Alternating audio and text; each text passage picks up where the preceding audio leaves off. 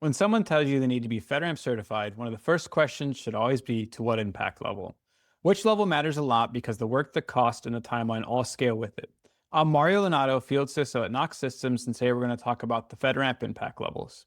What impact level means. The whole idea of impact level comes from a federal standard called FIPS 199. It asks a pretty simple question. If the data in your system got leaked, tampered with, or just went offline, how bad would it be? Limited bad, serious bad, or catastrophic bad? The answer to the question lands the system in one of three classifications: low, moderate, or high.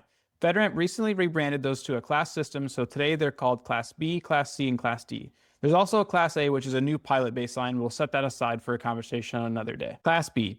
Class B is your low impact tier. Think project management software with no sensitive data, an internal training portal, or that kind of thing. If the data leaks, it's embarrassing, but it's not damaging. 156 controls to satisfy, smallest scope, fastest to authorize. Class C. Class C is the moderate tier, and this is where most of the action is. It's the home of the most agency operational data. If you're building a SaaS product for federal agencies, odds are very good you're aiming here. 323 controls, give or take a few. It's the most common authorization path by a wide margin. Class D. Class D is the high impact tier.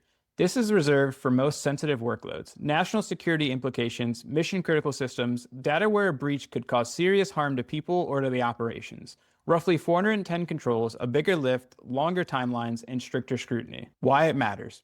Here's the practical takeaway.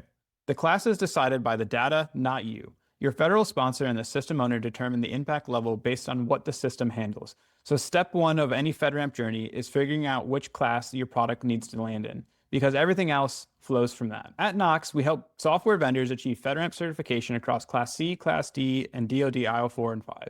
In 90 days for 90% less than the traditional path. If you're trying to figure out which class fits your product, head over to knoxsystems.com to schedule a meeting where our team will be happy to walk through with you.